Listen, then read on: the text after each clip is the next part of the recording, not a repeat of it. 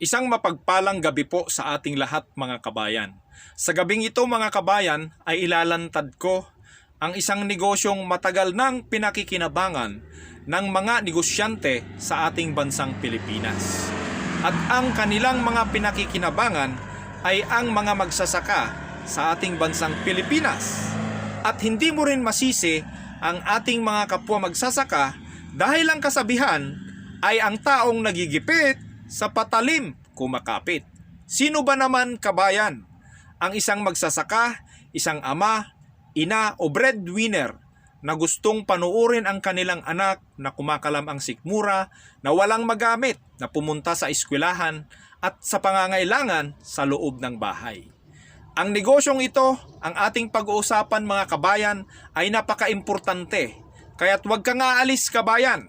Hi everyone! Ako nga pala si Mr. Bernard Tuberaga Baon, and welcome back to my YouTube channel, Current Events Comparative Point of View. Kung bago ka pa lamang sa aking YouTube channel, don't forget to subscribe kabayan and hit the notification bell para sa lahat ng aking mga bagong upload ay magkakaroon ka ng notification. At i-likes mo na rin kabayan and share mo sa iyong mga kakilala. So heto na kabayan, ang sinasabi ko na negosyo na matagal nang pinakikinabangan at ang bilis kumita ng pera dito ay ang sa Ilocano, paiyerikan o di kaya tampa ng palay. Yan kaibigan ang matagal nang pinakikinabangan simula pa nung mga previous century at decades. Papaano ito kumikita ang mga negosyante? Kabayan, bibigyan muna kita ng isang bird's eye view. Hindi lang yung mga malalaking negosyante ang kumikita dito. Marami ang kumikita na mga kababayan natin na gusto rin nilang inegosyo ang kanilang pera. Bibigyan kita ng example kabayan. Sa panahon ng July, August, September, October, sa panahong yan kabayan ay taghirap sa ating bansang Pilipinas. Walang ani ng palay, walang pagkakitaan, maliban sa mga konting nagtatrabaho sa mga establishment, sa mga groceries at sa mga nasa government. Pero karamihan, kabayan, ay walang trabaho. Kaya ang ginagawa kabayan ng mga magsasaka, kumakapit sa patalim. Pumupunta sila mga kabayan sa mga kapwa nating Pilipino na may pera.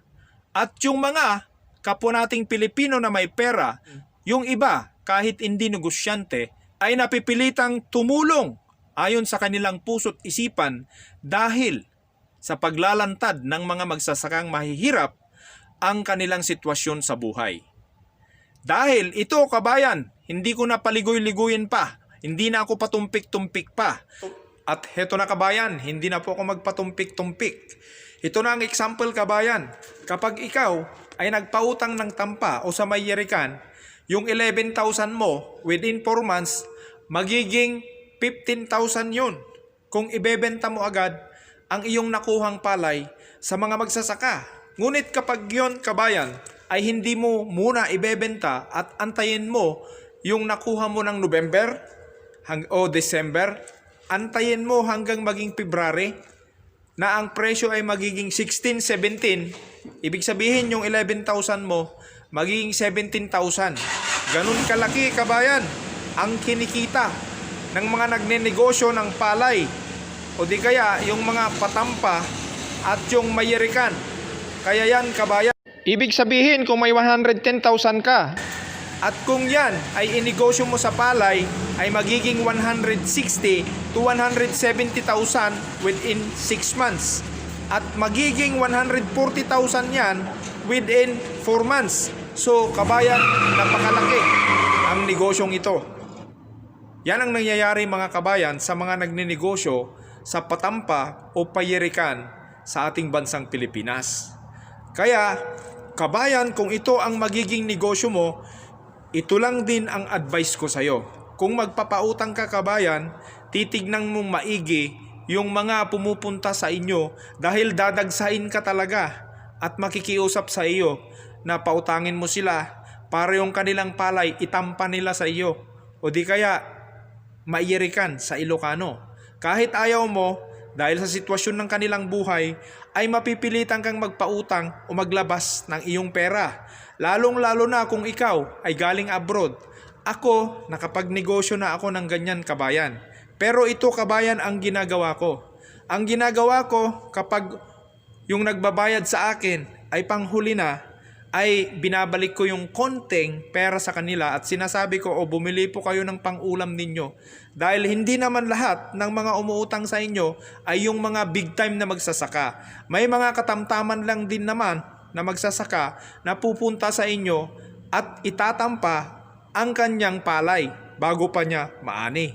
Kaya kabayan, ang advice ko sa iyo, kung gusto mo lumaki ang iyong pera, kung ikaw ay umuwi o di kaya nag-exit, o di kaya kung may pera ka sa Pilipinas, ito ang pasukin mong negosyo, pero bigyan mo naman ng konting kaluwagan yung mga magsasaka.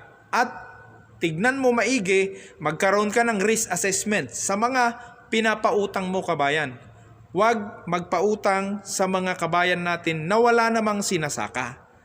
Ika nga ay mahirap magpautang, pero sa ganitong sitwasyon, kung hindi mo naman pautangin yung mga magsasaka, nahirap sa buhay, kumakalam ang kanilang sikmura at nangangailangan ng mga panggastos, ay mas mahirap din naman na hindi mo sila sagipin sa panahon ng pangangailangan. Panahon yan ng July, August, September, October. Kaya magandang negosyo ito, kabayan. Kaya ang shiner ko na negosyong ito, nasa sa iyo, kabayan, kung pasukin mo. At kung pasukin mo man, kabayan, ay bigyan mo ng konting kaluwagan ang mga magsasaka. Yan lamang, kabayan, ang masyeshare ko sa gabing ito at sa negosyong iyan.